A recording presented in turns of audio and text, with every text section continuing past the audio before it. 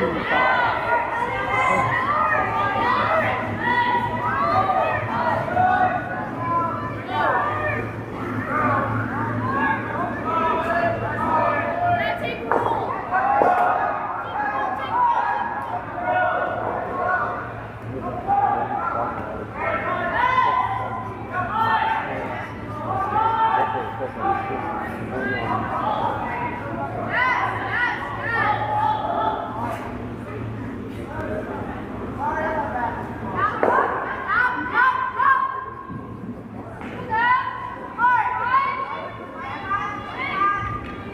I saw they already.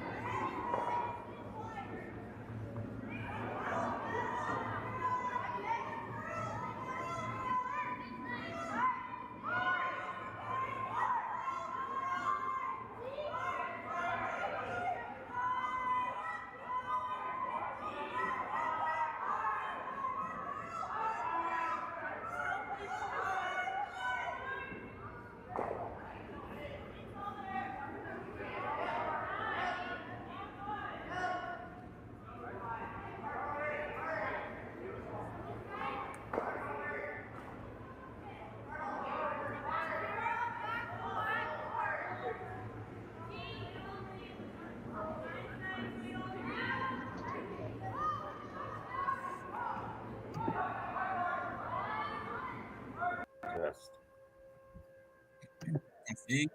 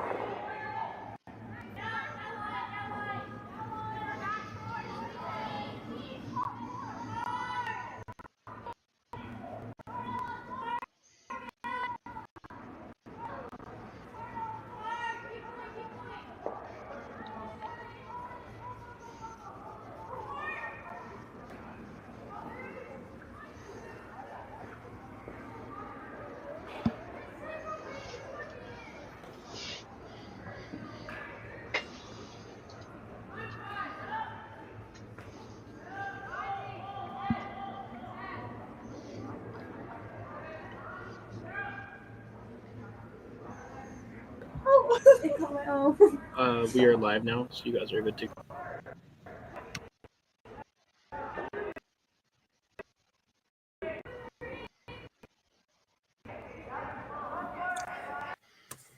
Good evening and welcome to Draw 2 of the 2025 Curling Alberta Optimist U18 Curling Championship in Leduc, Alberta. You are watching through Curling Stadium Live. Our feature game in our draw this evening is Team Deskiffert versus Team McMillan, and we are already guns ablazing here into the second end with Team McMillan scoring a 3-ender in the first end. I am joined today by Taryn Alga. My name is Evan Asmussen. And Taryn, we've missed at least 2 full ends here coming down to Skips Rocks. But my gosh, it looks like the game is already off to an exciting start. Yeah, it looks very exciting here. Got a lot of rocks in place for sure. Now, I know we've had some troubles with the cameras here getting started, and I don't know where our viewers are at home with seeing the broadcast yet, but we do have Emma Deskiffert throwing her final stone of the end here with a ton of rocks at the back of the house, but most importantly, Team McMillan's stone sitting there at the back of the button, trying to make sure that she has an opportunity to... Okay, just wait. The scoreboard is all wrong. We're all wrong. I'm reading this wrong. Team Deskiffert is actually up by 3.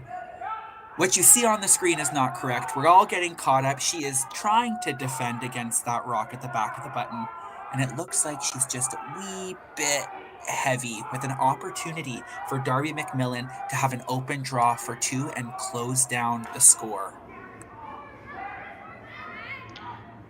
Definitely a great chance here for McMillan to get back on the scoring column. Although Emma was a little heavy with that draw, it still does make it harder for McMillan to score her 2, needing full 4-foot. Now, I'm kind of taking a look at that mess at the back, and it doesn't really look like there is a play on the yellow to bring one of those reds into play. So this does look like a really good opportunity for Darby to be able to get that draw weight down pat, to feel successful and be successful, and get her team on the scoreboard.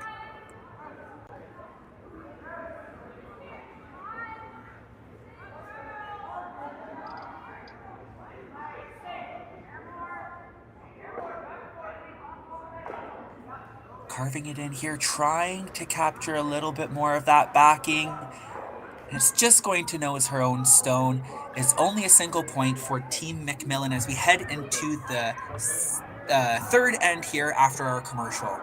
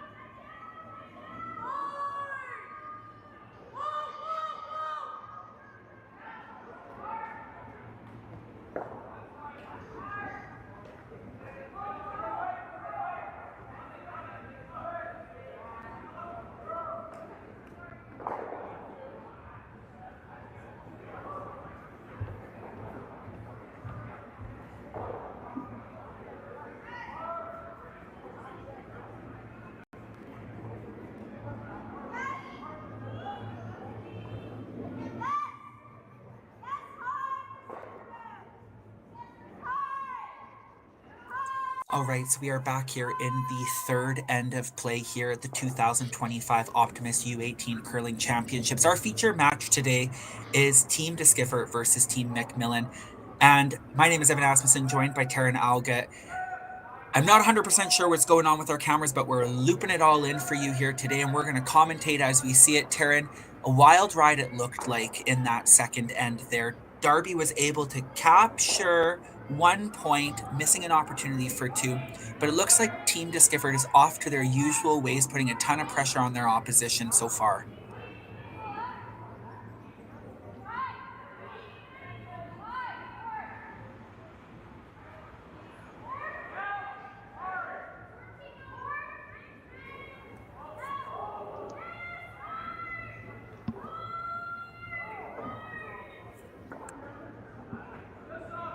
That rock there just barely not getting by. Obviously a lot of curl here in Leduc. Still managing to roll over to the center line in the rings. Not a bad rock. Now, Taryn, I was commentating this morning's game, or I guess it would have been this afternoon's game, draw number 1. And of course, new championship, coming off of the winter holiday and the winter break. These teams would have had an opportunity to play on the ice and to have a pregame practice. But tell me a little bit about some of the preparation these teams are going to take into understanding the sheet, not only for this game, but to set themselves up for the rest of the week. For sure. Early in these events, when it's your first or second game, you're always just trying to get a good read on the ice. Once you're later on in the event, it's a lot easier to catch on quicker, but in a rink like a Duke, you're trying in that practice first, second end, get a good read on the ice so you're more comfortable in the second and third. Now, it looks like Team Skifford is taking a little bit of the momentum out of their afternoon draw in draw number 1, as they are currently sitting 1-0 with a win this afternoon. They took a 10-2 win over Siobhan McRiskin, and it looks like they have some of that momentum moving forward into this game with an early 3-1 lead.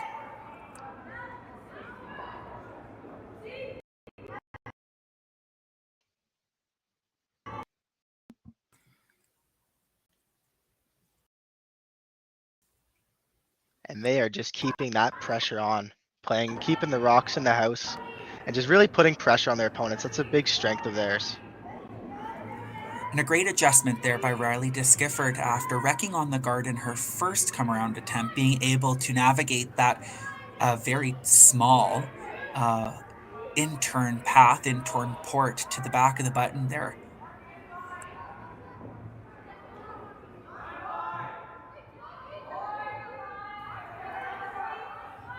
Kendall Ferguson with her first rock here in the third end, trying to follow Riley down in that path. It looks a little heavy as you're calling the outside curl sweep, but I think she's going to end up with a good result here. Chip that out and a little bit of a roll into the window of that pocket. Good shot.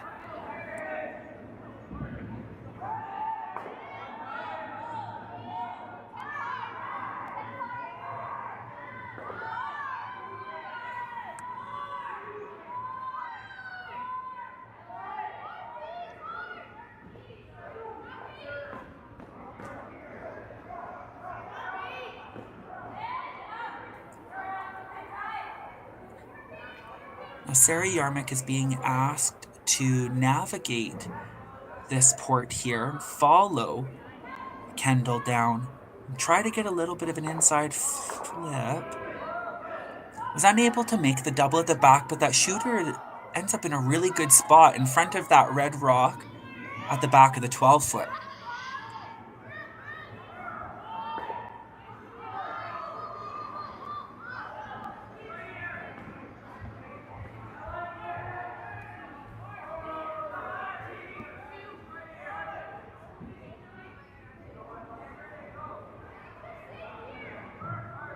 Now, Taryn, you would know better than anybody else. These types of shots are a little bit difficult because you're trying to get 2 out of 1, aren't you? Not only are you trying to remove the stone out of play, but you're also trying to leave your shooter in a good spot as Kendall just wrecks on her own guard there on the over curl side.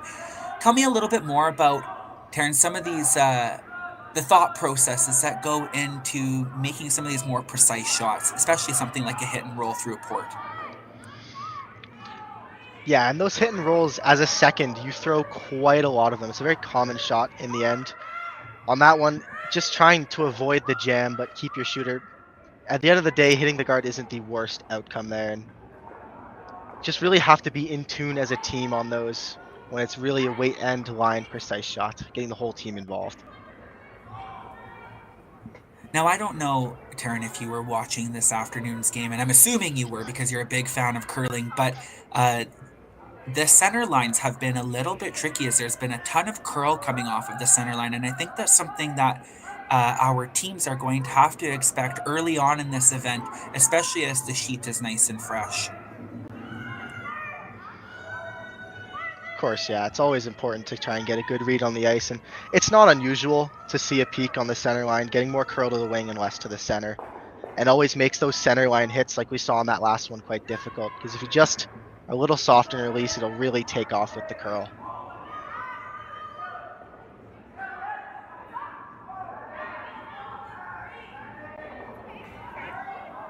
Charlie McMillan here being asked to remove the yellow stone out of play, but just misses it on the high side and chiseling her back red there, just over behind the guards a little bit further.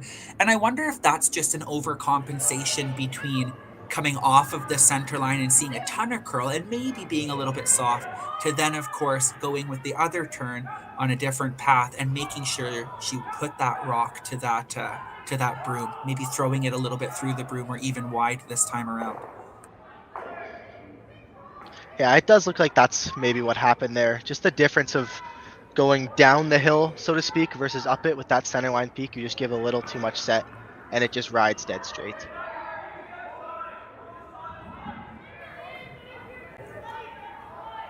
Now, DeSkiffer is here in the third end with the hammer and not playing an overly complicated strategy, keeping things relatively wide open. And I think it has a lot to do with that yellow one being at the top of the house, partially in. She elected to go around it and kind of cluster those stones along the center line. That works definitely into McMillan's favor, presenting herself without the hammer this end.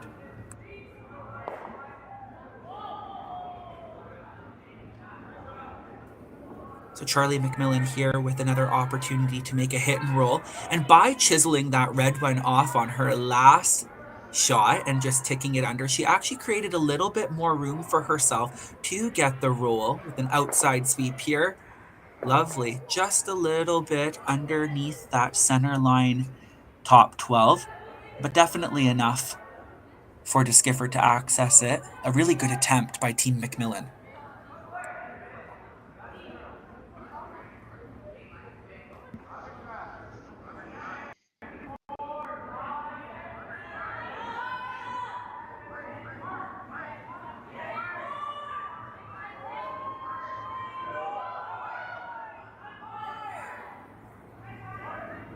So Emma is asking Kaylin here to navigate that guard, to just remove that red stone, catches the high side of it, but can squeak out the side there, rolling her shooter out and creating kind of a complex situation for McMillan here as we enter skip stones.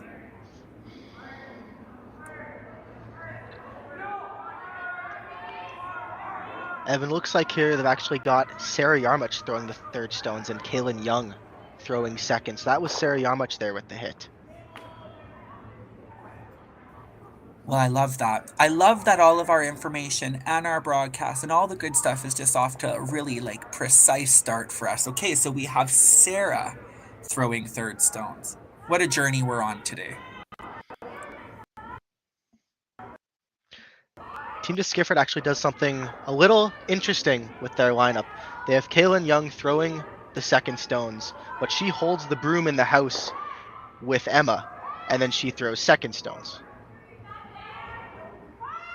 It's a good thing you're on top of all these things here to make our broadcast go nice and smooth.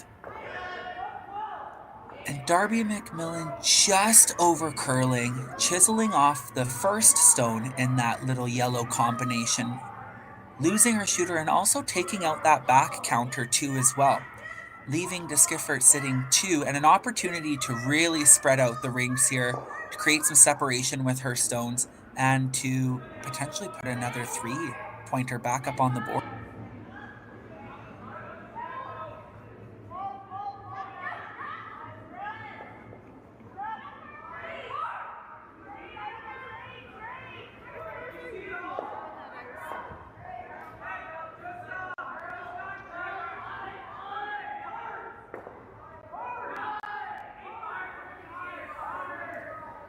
So it looks like Emma has taken a little bit of her experience from her past game here at the first draw and giving herself lots of ice over that center line to be able to navigate that big curl to the wings.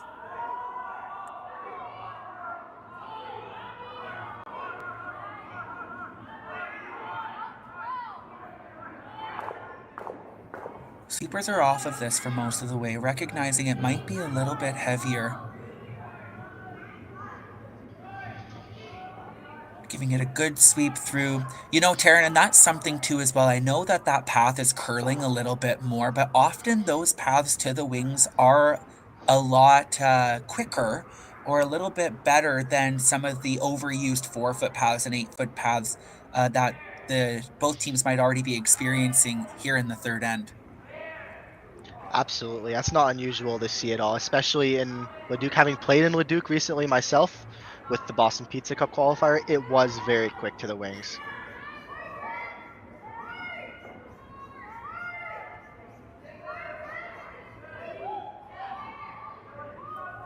So Darby McMillan here electing to hit one of the open stones out in the 12-foot out to the right as we see it, and just to eliminate a large score opportunity. But if she makes this really well and has a little bit of an inside flip, she can actually get buried behind that center line stone and pose a problem for DeSkiffert here on her last stone.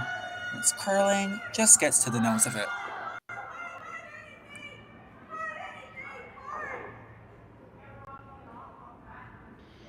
Now, Emma DeSkiffert here actually opting for the inside out hit despite seeing the other turn here on her last. I wonder if they're seeing something different in the sheet compared to McMillan opting with this. Probably feel more comfortable playing this turn.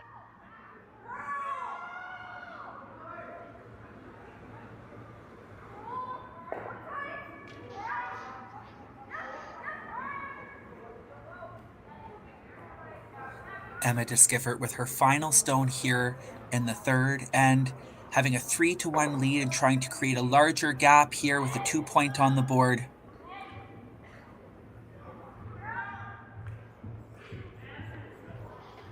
Getting that curl sweep to get it to curl a little bit.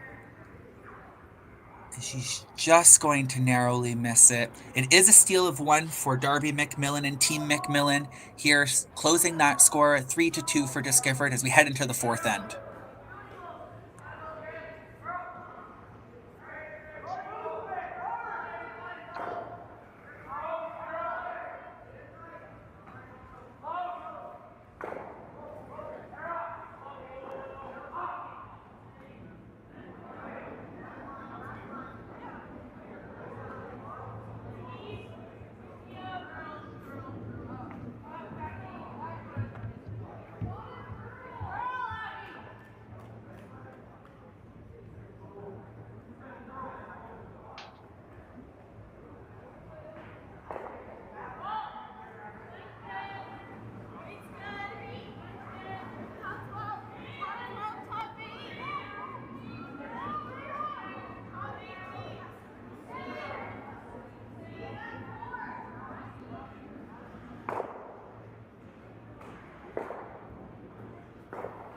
All right, so we are back with fourth end action here at the 2025 Curling Alberta Optimist U18 Curling Championship in Leduc, Alberta, brought to you by Curling Stadium Live. My name is Evan Asmussen, and I'm joined today by Tara Alga. Tara, why don't you give us a little bit of an introduction to these two teams that we have here today?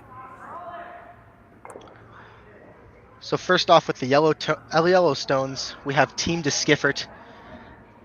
They are quite the formidable team this year, getting the berth to provincials with the ACT point system, having not to play down, whereas McMillan had to go to the Otwell and play and win the qualifier to be here. Both very talented teams. Team DeSkiffert being from the Lacombe and Saville curling clubs, and Team McMillan being from Wainwright and Sherwood Park curling clubs. Now, Taryn, both teams had a different route to get here, but of course they're going to have the same route to the championship weekend, and this is an 8-team event, an 8-team round robin with a page playoff system. So tell me a little bit about the nuances of that 8-team page playoff system, and what are some of the key importances as these teams navigate each and every draw throughout the week?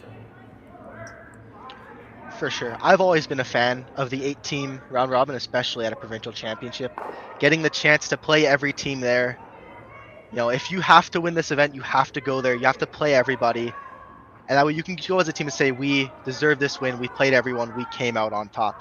versus some other systems like a triple knockout where you might not play everybody. At the end of the day, no matter how you got there, everyone has the same stones, same amount of games, and all you gotta do is just go out there, try your best, hopefully come out on top. And I love how you pointed that out too, as well, is that these 8-game round robins and these 7 games that each team is going to end up playing prior to the page playoff, if they're lucky enough to earn their right into that page playoff, it's a ton of opportunity to scoop up information across the sheets, but also to be able to navigate some of the consistencies too, as well, that they might see entering into the playoff weekend.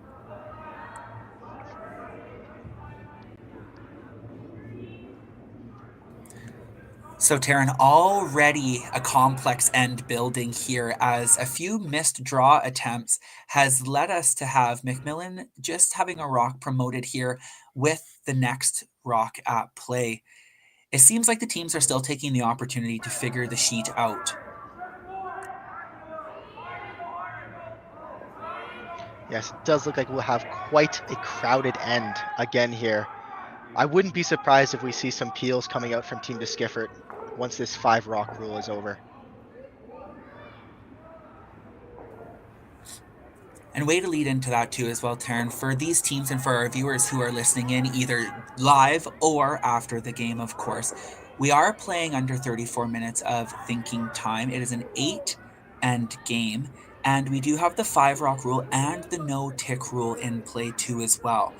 So that complicates things a little bit more for some of these teams. They've been playing with it all season, and of course, they're not new to it too as well. But it does definitely provide a level of complexity for these teams as they're navigating their end plans end by end.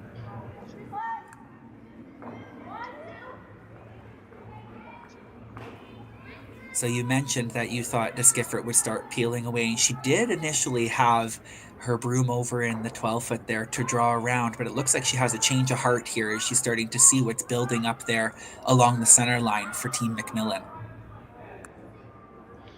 I do like this call, Evan, and you just saw there a quick discussion between Emma and Kaylin, and really, if your second is feeling their draw weight, you gotta let them throw it. You got 2 guards there, open 4-foot. If you can get a good rock in there, it'll set up this end very nicely. You know, in the last game that I was calling this afternoon with Abby Whitbread and with Haley, we really talked about having control of that control zone, or that section of the house that kind of goes from the top of the button to just a tight guard position. And at this point, prior to this shot here, Team McMillan had that control zone kind of taken advantage of with that top 12 rock there. But being able to put that rock in a strategic spot for Team Disgiffert definitely pulls them up 1 rock advantage. And an excellent draw there from Kaylin Young, sitting over buried, covering the pin.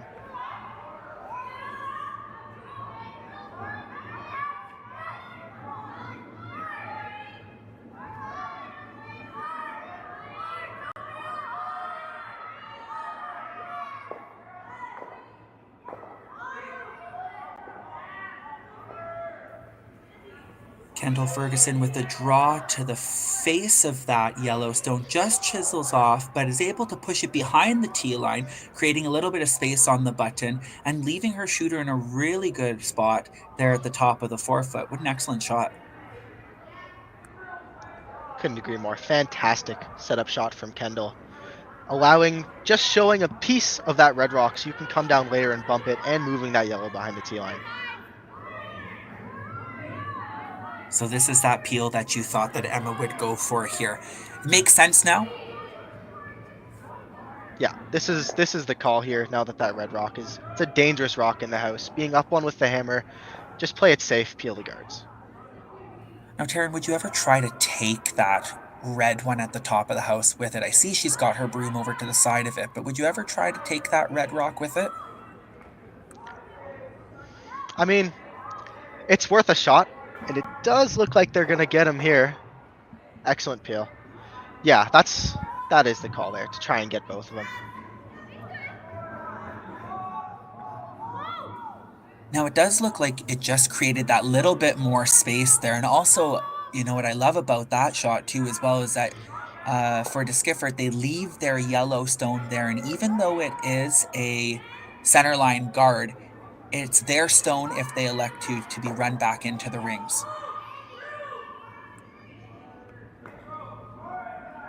It's just those little things that change the end to go in your favor at some point, like even running your own rock into the rings or creating a little bit more space for you and just giving yourself a better look, even though it still might be a more difficult shot. It's just those little advantages that you can take and make throughout the game that really set you up for success and ultimately the win.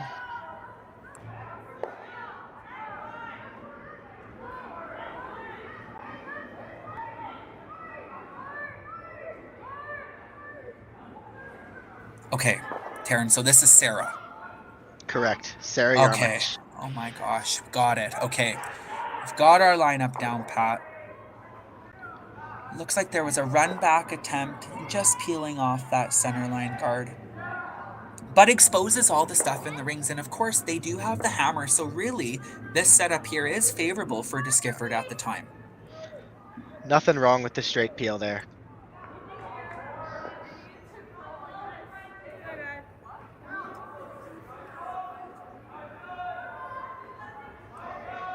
Now, Taryn, Darby is electing to replace that redstone, and it looks like she's queuing her team to put it top 12. What's the ideal depth for this rock here?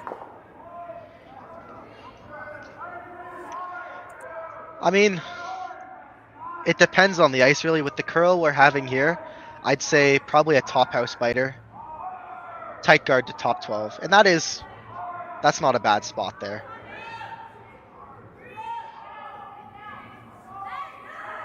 It definitely covers a small portion of their red in play, but most importantly, it does protect against the hit and the roll. And it kind of makes Team Disgiffert and Emma think carefully about how they're going to remove this redstone out of play, because anything on the high side jams it back into their own stone at the back of the button. If they can find a way here with just a soft takeout weight to get the inside roll off that red, they'll be set up very well. But it is a very precise shot because anything, like you said, on the high side will redirect on their own yellow. So Sarah Yarmich here with her second stone of the fourth, and looks like it's just going to overcurl, maybe a little bit underthrown, and promoting that redstone just to the back of the 4-foot, leaving her shooter covering partially both of those stones there in the 4-foot.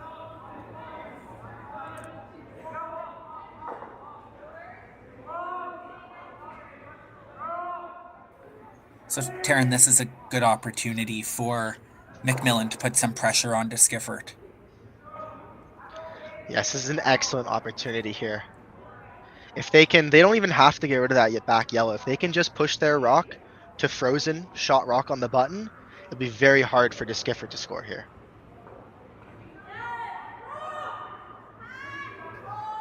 Darby McMillan with her first stone here in the fourth end of the U18 Draw 2 Curling Alberta Provincial Championship. Now I'm seeing this cue here, and it does look like they're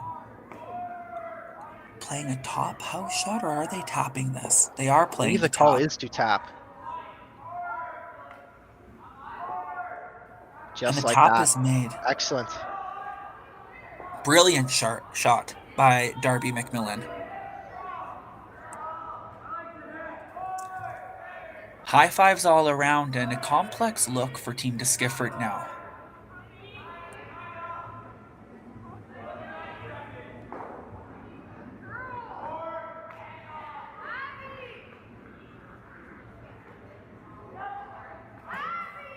Taryn, they've seen this run back a couple of times. Do you think that they ever risk it and try to send that yellow one right back onto that one in the button?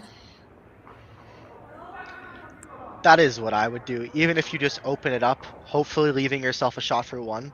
Because right now, as it stands, there almost isn't a shot to score one here. It looks like lots of good things can happen from this. There are a ton of red catchers on either side of the 4-foot that even if they're just a little bit off, lots of good things can happen still. So tons of opportunity here for Team Discover to set themselves up to at least score here in the fourth end, which is probably what they'd be looking for now.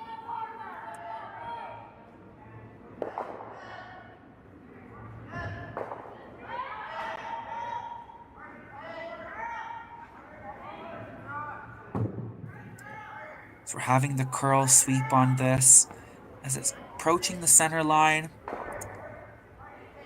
Just driving it by all the rocks in the house, but rolling her shooter at the top of the rings. Open there off to the side, but maybe not the best result and the result that Emma was looking for.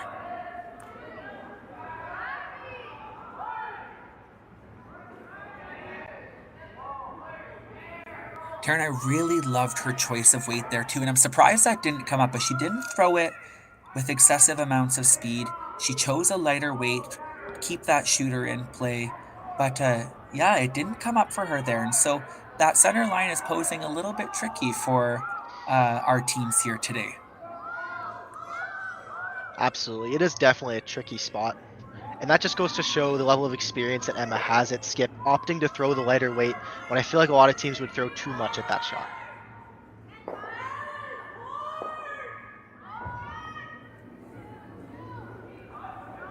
So Darby McMillan with her last stone here in the fourth end, trying to replace that guard. And it just over curls the center line there, leaving most of that red rock, almost all of it open, and the button too as well. There is a shot there now to score, but it is very difficult and carries quite a bit of risk with it. Now I'm looking at the overhead, Taryn, and I mean, the overhead is one thing, and being there in person is another, but do you think there's an opportunity for Disgiffert to score too on that little half rock double there off to the side? I think you might be able to get two throwing a soft weight through the hole here. If you can throw something like maybe a hack crossface, hit half a rock of that red one, you might keep your back yellow for two. Now, of course, we don't have the greatest view, but it does look like that red rock is sitting somewhere near the face, so it might catch a little bit of that yellow. But you're right, I think a soft weight hit here might keep that yellow in play just enough. Although the broom that she put down makes me think that she's playing a little bit of weight at this and securing her 1 point for sure.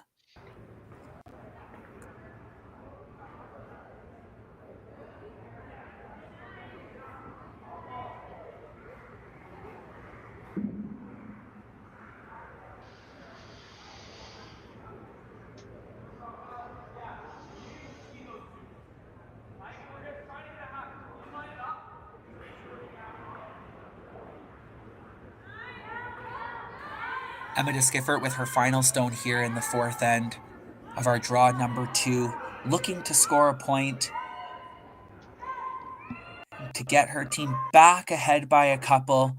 This rock is over curling, and okay, catches the high one, and it is just a single steal for Team McMillan. Team McMillan is going to tie up the game here at the halfway point, and after a little bit of a break, we will come back to you with live coverage of the 2025 Curling Alberta Optimist U18 Curling Championships. We'll see you in a few minutes.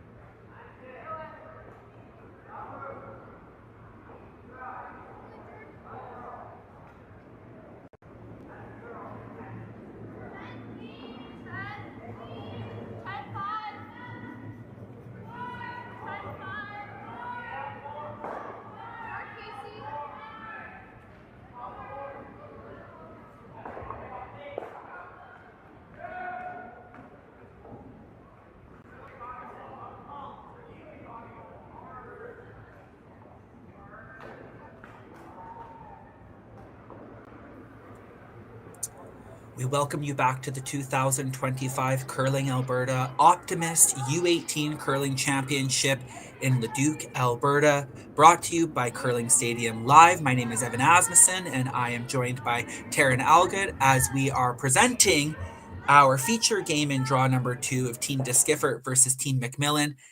A tie game at the halfway mark going into lead stones. And out of all of the chaos of the ends that we are privy to, Taryn, this has been a game so far, hasn't it? It's been a very action-packed game so far, seeing a lot of rocks in play as both these teams seem to play quite aggressive. And that aggressive play has benefited so far Team McMillan in being able to claw their way back into this game after giving up 3-under in the first end. It's been really interesting to see some of these ends unfold. Definitely makes for some interesting curling to watch. Now, Taryn, I was trying to decide if the center line was just a little bit peaked for these teams, but it maybe is something different. And I think maybe the sheet is a little bit slanted to, I guess it would be the left as we see it now on our presenting screen. It does look like there's a bit of a slant, and we just saw one of the first applications I've seen of the no-tick rule. That center line rock will go back. Since it was on the center line, it cannot be moved off of the center line until the free guard zone is over. So that yellow rock does get removed, and McMillan has a great chance to draw under their guard and sit one. Now, and that's something too when we talk about navigating ice conditions and learning about the sheet and the sheet shape and its speed too as well. That one side, the right side of our screen right now, is presenting to be a little bit curlier, and with that tick rule in play, it does really put a lot of precision into the lead's hands and into the skip's tactics too as well to make sure that that rock gets by without touching that center line if it's made by the opposition.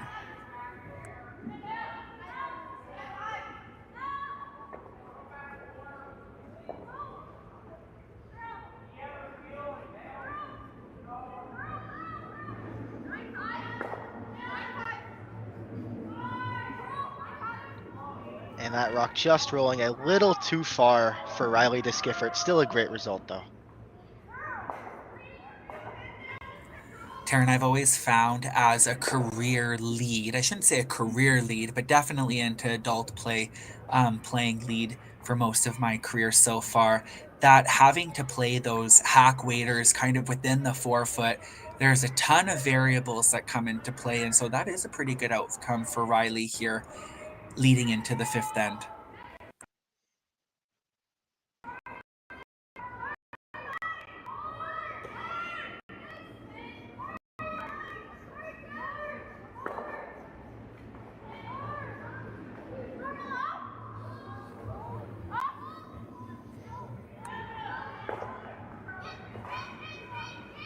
So Kendall Ferguson, trying to make an attempt at removing that yellow stone, peels off her own centerline guard and gives Diskiffert the opportunity to separate and spread out those rocks across the rings.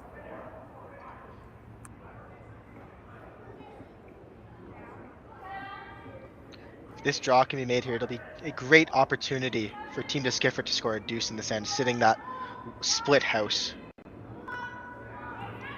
Now, Taryn, in our last game, Abby Whitbread and Haley and myself, we had a conversation about splitting the rings here at the early stages of the end. And we noticed that in our previous draw that it became very difficult to maintain the separation for so many rocks.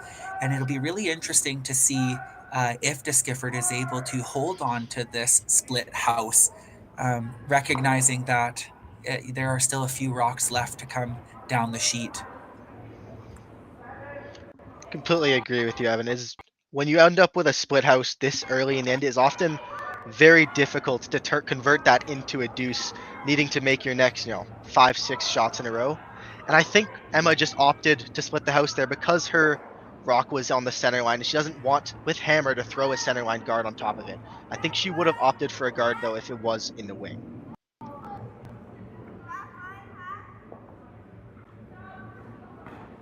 So Kendall Ferguson removing the Yellowstone out of play along the center line, but also taking her shooter with it, giving an opportunity for Disgiffert to really split the rings now here and create a ton of separation, and with it a ton of pressure too as well.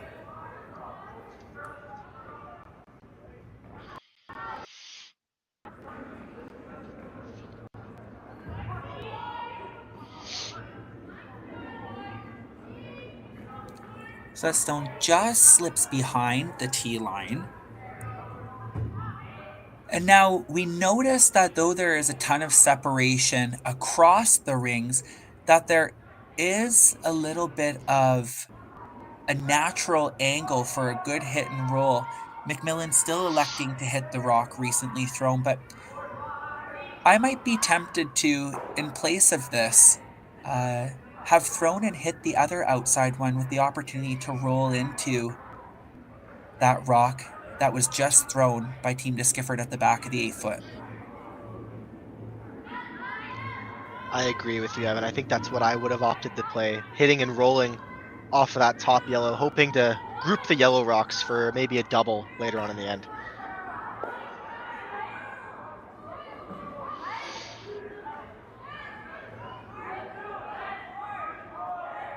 You know, and Taryn, and that just comes with playing a little bit more and, you know, having those more big game experiences so far, but also sometimes, even though the most experienced teams out there make those little mistakes, it's also taking a look at the whole picture of what you're trying to accomplish for the end too as well. And it's just those little shot selections that can change the outcome. And you know, Evan, it can be difficult sometimes when you're not on the ice to tell, the reason why a certain team might play a certain shot. But a lot of times it comes down to preference from a certain path in the ice or a thrower wanting to throw a different weight. So, at the end of the day, the best shot is the one you make. So Charlie McMillan taking another attempt down this path here, and it looks like she's been caught now twice on the over curl, just chiseling that top one there, and leaving Team Disgiffert with the hammer, now throwing with 3 rocks in the rings, and in a pretty good position here.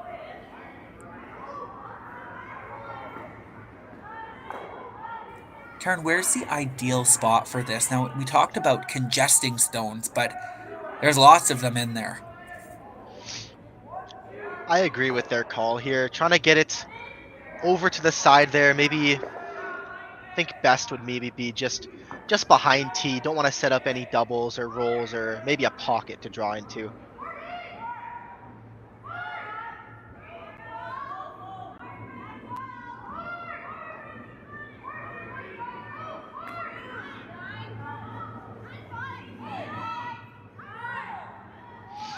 So an attempt to put another stone in play, which I believe Sarah just comes up a little bit light.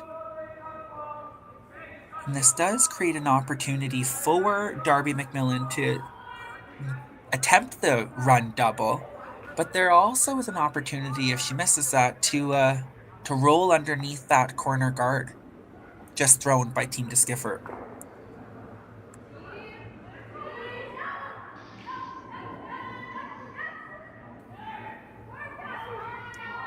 It'll be interesting to see how this team, Team McMillan, takes the information they've had out of Charlie's shots to try to produce a positive outcome for themselves here.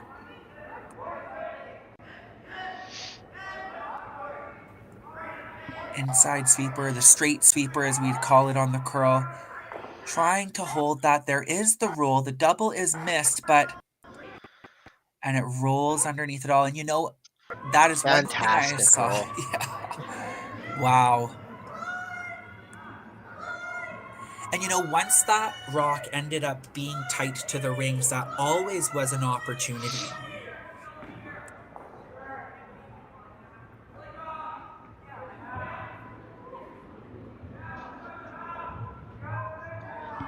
think that's a good example of why communication between the third and skip is so important, because you saw the third get caught out twice in that spot with it over curling.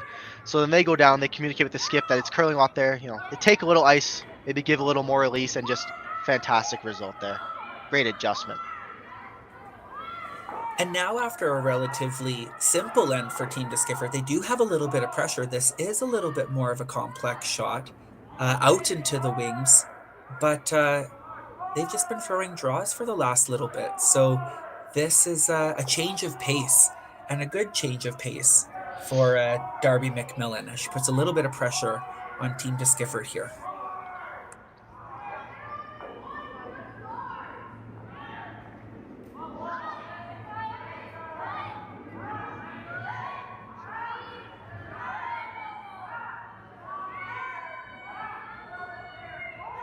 Sweeper's really trying to hold this straight. They do need to hit this rock on the high side to make sure it has contact on the back red.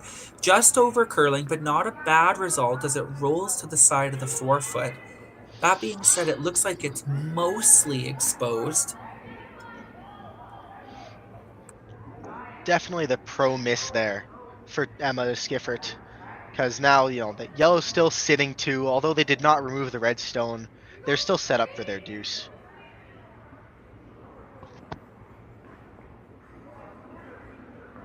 Now, if there's any time to make a shot for Team McMillan, this would be the time now to make sure that they have not only contact with that, but they got to hit it in the right spot. Anything high here, and that yellow does look like it has the potential to jam.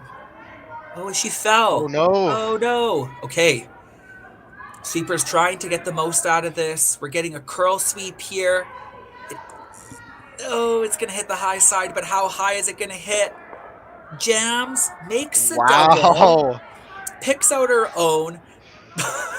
That's impressive, I gotta admit. Totally takes away the end from Team Disgiffert as the only remaining stone in play other than the red stone just thrown by Darby McMillan is the tight guard that was left out there by Team Disgiffert. What a turn of events. And you know what, Taryn? You wouldn't have been able to call it even if you tried.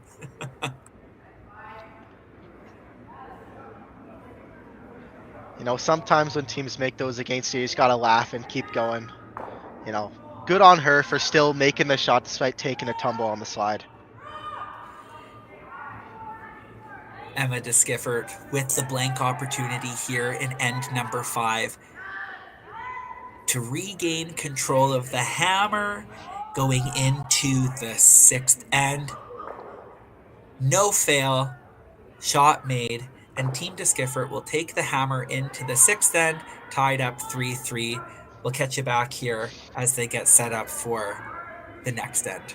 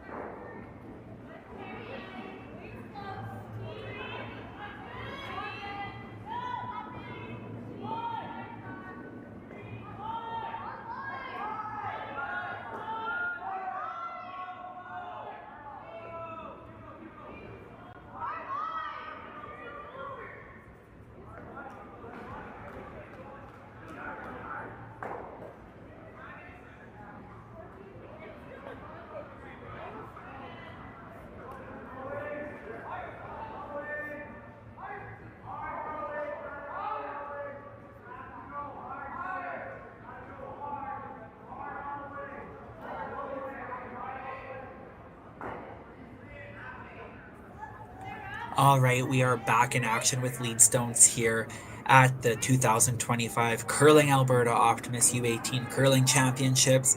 We are in Leduc, Alberta, live streaming presented to you by Curling Stadium. Taryn and I here to call the game. We are in the 6th end, 3 ends remaining. What a whirlwind of a 5th end. A really great outcome for, I guess, both teams. But, wow.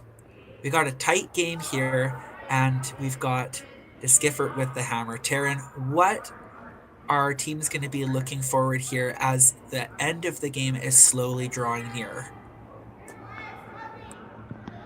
Well, once you get into that, 6th, 7th, 8th end, it really matters as a team with hammer, having hammer in those even ends, because now Team DeSkiffert has 2 hammers to Team McMillan's 1, assuming they don't give up a steal. So if they can, in this end, hopefully get a deuce, at least score 1, they will carry the hammer into the 8th, which is a great place to be. Now, again, just before we continue on with that conversation, because of the no-tick rule, Riley DeSkiffert's first rock is being removed out of play after she ticked that red stone off the center line. And so Team McMillan with the early advantage here in being able to set up some kind of a defense against Team DeSkiffert's hammer. Taryn, we talked about a little bit previously at the start of this game and the start of this end in managing the scoreboard and managing that outlook towards the end of the game. And you talked about Team DeSkiffert with their 2 hammer advantages. Explain to our viewers a little bit about what that looks like and what that means for Team DeSkiffert moving forward. Of course. So since we only have 3 ends to play left, and Team DeSkiffert having hammer in this end, if they can try and not give up a steal and convert with their hammer, they will then have hammer again in the 8th end, and then that's obviously 2 hammers to McMillan's 1 and is a big advantage. This is often you'll hear teams talking about having hammer in the evens or hammer coming home, and it's just another thing that plays into that strategic side of the game for the skip, trying to manage not only, trying to score and trying to make your shots, but what ends you score in and what position you'll be in 2-3 ends down the road. Now, one of the other advantages that these teams have here too, as well, is they actually have the opportunity to have their coaches out on the playing surface with them. Now, of course, not out on the ice, but you can see them behind on the dry side of the arena, as we would say it, or just behind the sheet. And their coaches are able to talk to them in between ends. And they also have coaches' timeouts where they're able to talk to their coach right there live and within kind of the context of the game. And that's also another level of complexity and an advantage for both teams, as not only are they developing, but as these games start to become more complex towards the end too as well. And you'll even notice if you do hang on to the live stream a little bit without the commercial break, you'll see some of the coaches come up to the hog line. Taryn, what will those coaches be having conversations with their players? Now, usually in adult play, the coaches aren't a part of that conversation. But here in U18, they are. So what can these coaches add to that conversation for the teams as they continue their gameplay? Yeah, and that's one of the major differences when you're going from juniors into men's or women's, is that the coach no longer gets to speak with you every single end. It's only, 4th end break or end before and after. But a lot of times the coach is just, a third party to debrief the team. It's easy to get worked up and, when the other team has the momentum and they're scoring back-to-back ends, the coach can come out and they say, all right, guys, still in a good spot.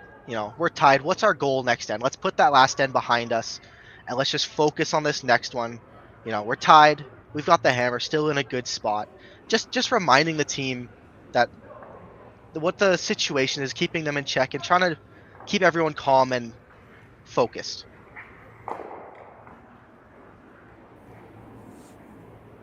So as we see it right now, we have Team DeSkiffert sitting 2 rocks right in the forefoot there, with their rock just coming a little bit heavy behind the button, leaving an opportunity here for McMillan to freeze attempt and get a redstone secure on the button. Put a little bit of pressure on Team DeSkiffert.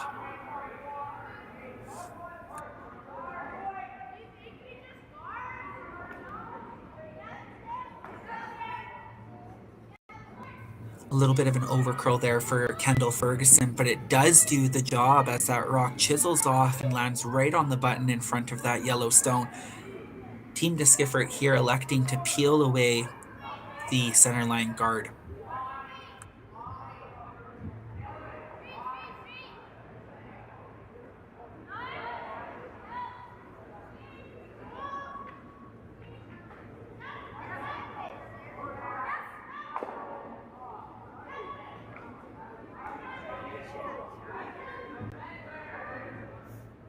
So great peel there.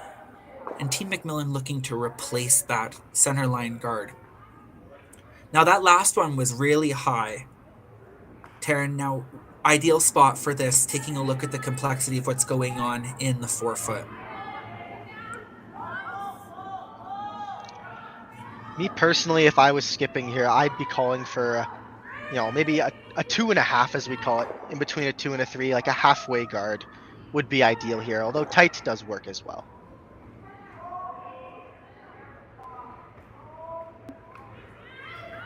So slowly cleaning and getting a little bit of extra curl out of this guard. Team McMillan replaces that center line guard. And a challenging look for Team Skifford. And Emma's really going to have to figure out how these rocks and these angles are going to land here. She makes a play on this red one. Definitely. If they can get across that face with a soft takeout, they'll be sitting really good here, but it is a lot of risk if they run a little wide or even chip on the guard. You're giving that momentum and you're giving the power back to Team McMillan, and all of a sudden you'll be chasing again. If you can make this, you're sitting really good.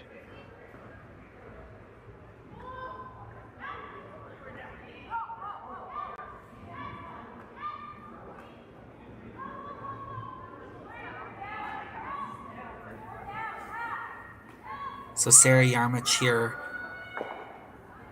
with the hit jiggle, trying to get a little bit of an inside flip. And it looks like this rock is already over curling.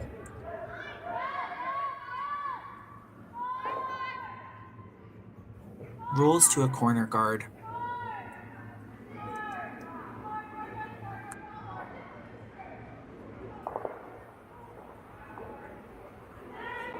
You know, Taryn, I don't want to be a pessimist here, but keeping that yellow rock in play there, kind of in that corner guard position, might pose a problem if Team Skifford ever has to take that draw path to the side of the forefoot or the button for that extra point. So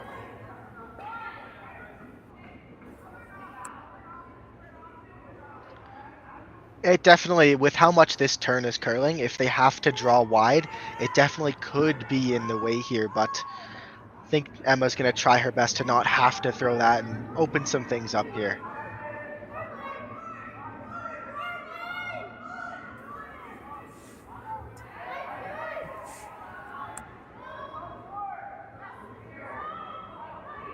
So still an opportunity for Team Skifford to get a rock underneath and to kind of move that situation around in the forefoot. They are kind of battling a little bit of the weight selection and the curl too as well, but this looks really, really good. That is an excellent shot there from Sarah Yarmich to push that back 4 rock back, unlock the red, and sitting now second, third, and fourth shot. Lots of pressure on Team McMillan here. Well, and look at those little yellow combination there off to the side as we see it. It's all lined up onto that red one. And that combination could come into play later on if needed, but this is really rough waters for Team McMillan as they call on Tom Kitagawa for a little bit of advice here. And I think that's what Tom was seeing there with them. They were signaling initially a guard, but if you do guard, then Emma has that lined up slash there, yellow, yellow, red, to sit 3. So I wouldn't be surprised if we see a draw here from Team McMillan. And it is often said the best defense is a good offense. So if they can put another rock in the forefoot here, I think they're sitting just fine.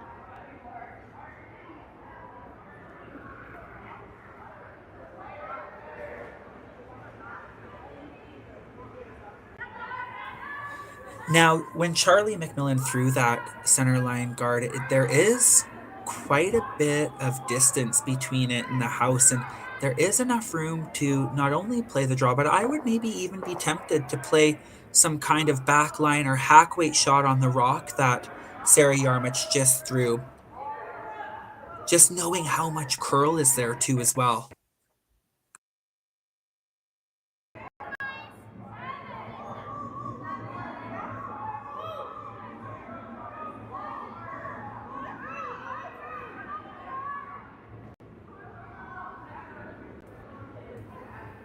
trying to sweep the curl side here to get it off that yellow corner guard. It misses it, but it looks a little heavy. Chisels it back. Rolls to the back 8 foot, but does rearrange and reconfigure that 4 foot situation just a little bit and makes it more buried, Taryn, but also I don't know if that yellow combo now lines up onto it.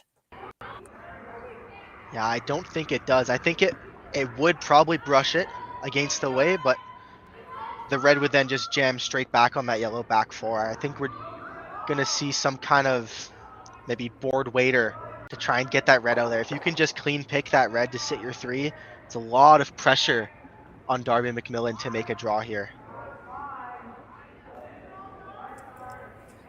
Now we've seen rocks go up and down this path all end and really all game that we've been tuned in for. We know this path is going to curl. I wonder if that's in the back of Emma's mind here as she's getting ready to throw.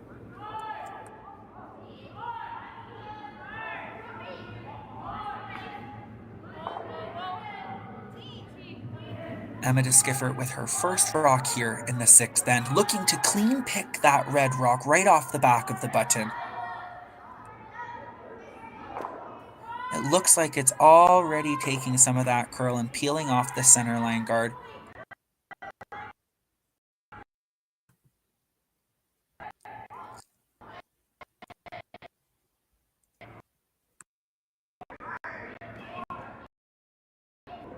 I don't know if that's a bad outcome, Taryn. I mean, it's obviously not the called shot, but it does make McMillan think about either replacing it. It may actually have made McMillan think about a different shot selection for this shot here. Yeah, it's not the end of the world there, opening it up a little. You'll have some more options based on what Darby ends up doing here. But no matter what, Emma will still have the angle run for 4, which I know is difficult. I hope they see it because it's definitely high risk, high reward. I was glad you said that, and I was hoping you were going to say that because as this end was unfolding and as that red got chiseled over, I was looking at that yellow angle too as well. So Team McMillan looking to replace the scar, but make it a little bit better by covering more of the red rock that is on the back of the button as we get a closer look at it. Just a clean in there and does an excellent job. And now it's up to DeSkiffert and how they want to approach this final shot of end number 6. You know, Evan, with how much Emma's last curled, I think you can still get to that 1 for 3. If she throws a similar weight, maybe a control or a board, I think you still can get to that red for your 3 points.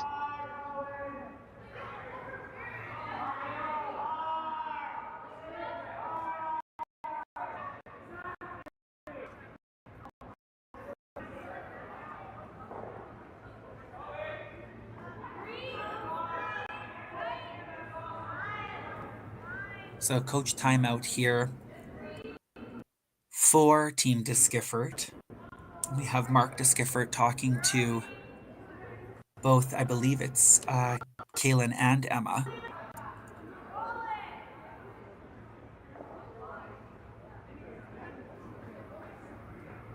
So they are electing to play that hack weight chisel. A great opportunity to score 4 here, or to put another multiple up on the board late in the game.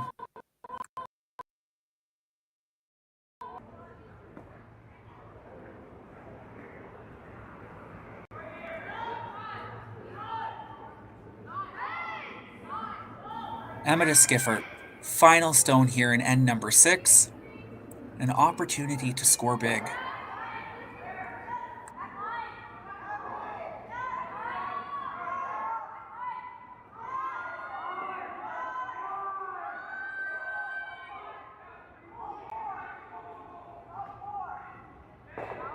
Oh, and just over curls there for her, chipping off that guard. It is a steal of 1 red for Team McMillan, and Team McMillan will go up 4-3 into the 7th end here at the Optimist U18 Curling Championships in Leduc. We'll be back for the 7th end in just a hot second.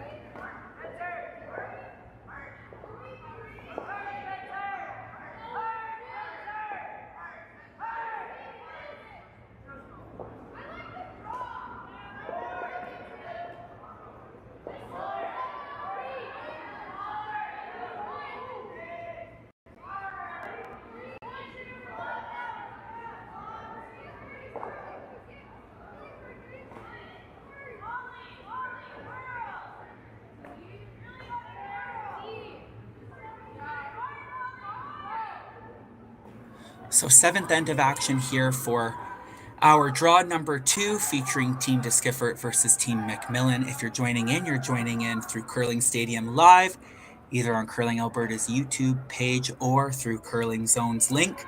My name is Evan Asmussen, joined by Taryn Alga, and hopefully our broadcast hasn't been too painful for you. I know Taryn's doing a great job at providing you action by action detail here of our great 2 teams.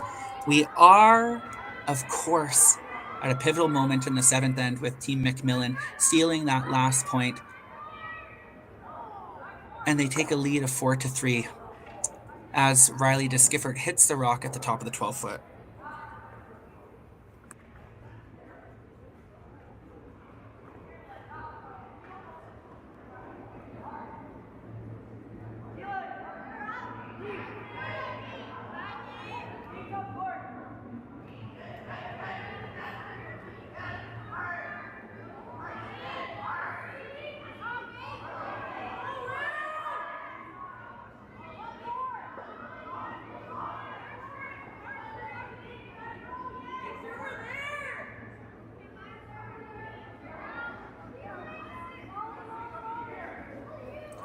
Victoria Greeno being asked to draw behind the top of the 12-foot rock there, just placed by Riley Diskiffert. Comes up a little bit short, leaving the short little run back for Riley. I quite like this call from Emma, because if you make it just right, you will end up with a corner guard as well as removing that red stone in the house. Could set them up for a good chance for 2 here.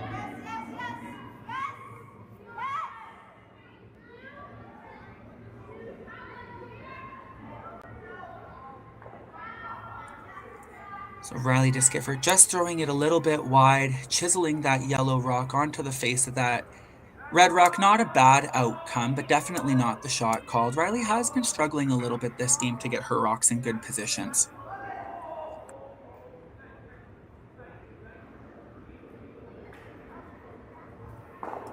And Taryn, of course, with the 5-rock rule, we know how important it is for the lead position to make sure that those rocks are in a great spot. And Diskiffert has had a little bit of a challenge with some of Riley's rocks not being as precise as they could be. Nonetheless, it looks like they're doing a great job navigating it, but this does add a little bit of complexity to the 7th end for both of these teams, as our game is very tight and they're thinking about that 8th end.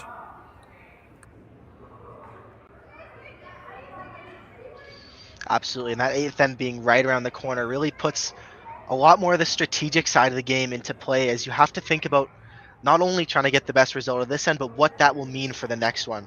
While scoring 1 here for Team Diskiffert isn't the worst, you would then be tied without in the last. So they really, if I were them, I'd be looking for 2 or a blank.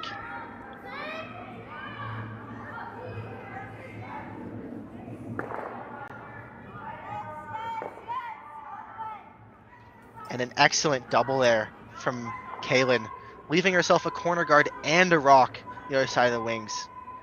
Great setup shot.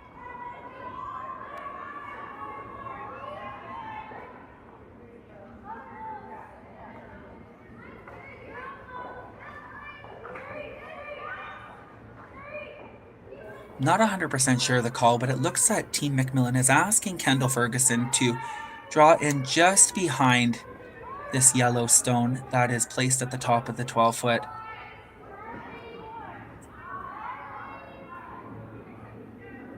Taking advantage of that big curl coming off that side of the sheet. Weight looks good. Just gets by. Slips behind the tee line to the back of the 8-foot for shot stone. Just a ton of curl there, Evan, as we're seeing. Just to get around a guard top 12 and to come out the other side even, it's just very, very curly spot there. Great rock from Team McMillan.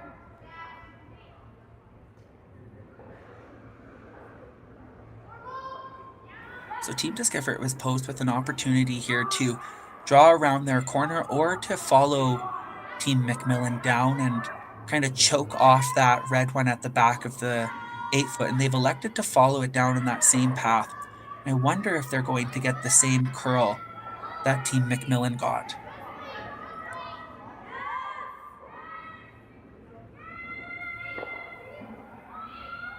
That stone is diving towards the yellow. It looks like it's just going to get by.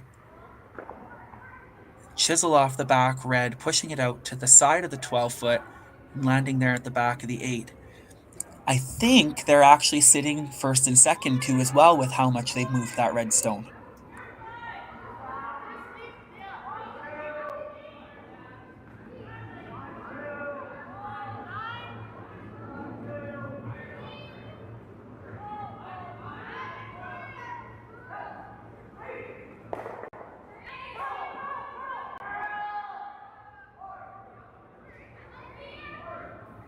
So again, it looks like Team McMillan and Charlie McMillan is caught in this curly path here. Just getting inside of that stretch early on in the throw, and it over curling the draw and the guard too as well. Really out of play at this point.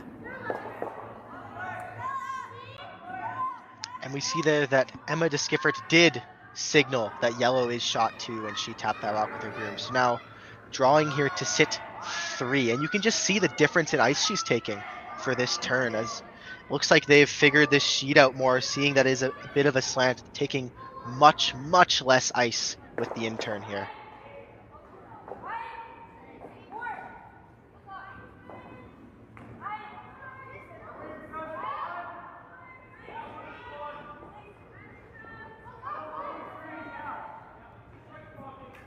And Taryn, you can just see as that rock is trying to climb its way towards that guard that's really having a hard time climbing uphill and catching that curl. Not a bad result, as a tiny corner of that stone gets covered by the corner guard. Does slide a little bit deep, but leaves an opportunity for McMillan to chase.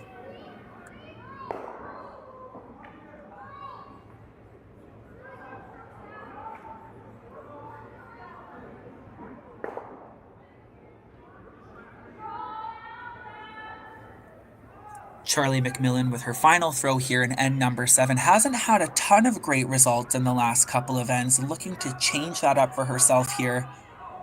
Unfortunately, though, she's getting caught on that straight side there. And her rock goes right through that port between the two yellows, creating an opportunity for Team de Skiffert to establish another stone behind that corner guard.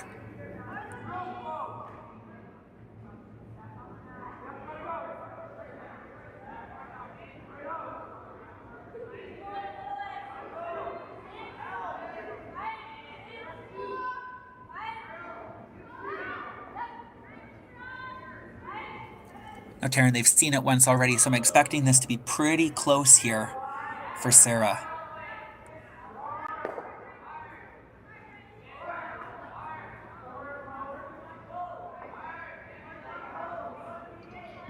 Just a little heavy with that draw, but pretty good result there, going to her backing, sitting on the tee line.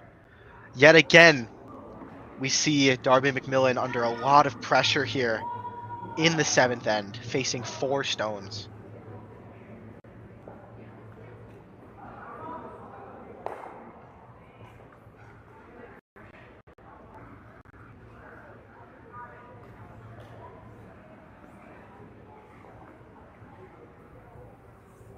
I think trying to run the double here is probably a little too late, and best outcome is just straight nose exchange and sitting her red rock on the face of that yellow stone in the 4-foot.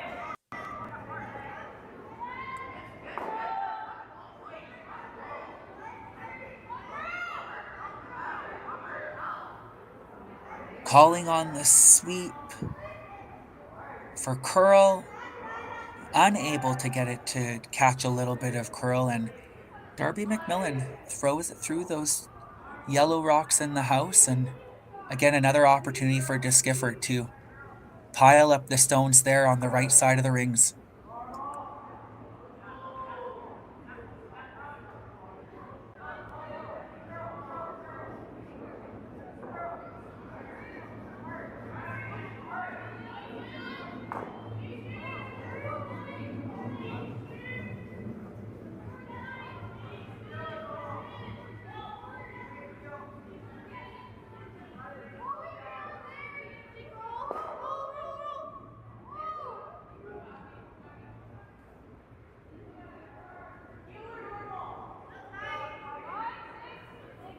Emma DeSkiffert with her first stone here in the 7th end, looking to draw around the corner guard to set up a big score opportunity here late in the game. Taryn having a hard time finding the curl, but with just the right weight, it will go a little bit. That is an excellent spot for Emma's final stone. And, you know, it's tough in these situations not to hit, especially as a young team, but you really got to say, hey, we have to draw here. And I think the only way out of this end is a perfect freeze. Well, we'll see what Coach Tom Kitagawa thinks about this situation.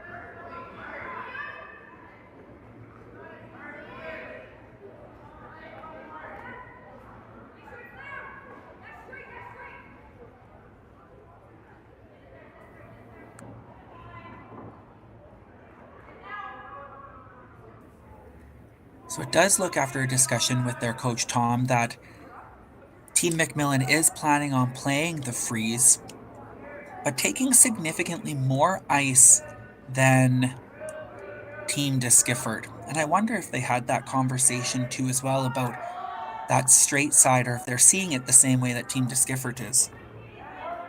This is do or die at this point.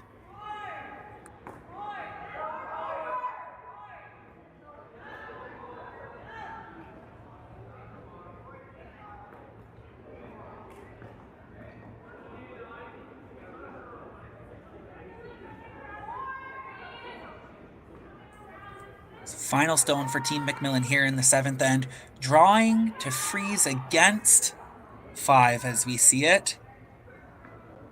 It looks like it's having a hard time catching that curl in the straight path up. Most important here is to be shot.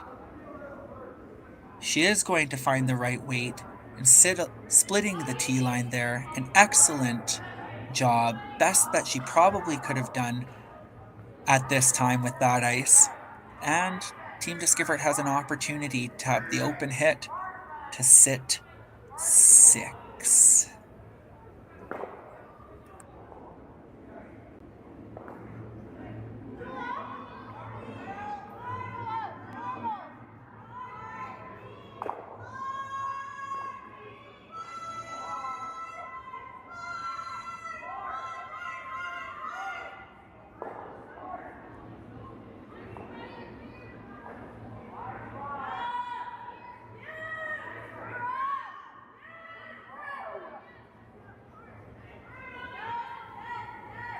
Final stone, Emma DeSkiffert here in the 7th end.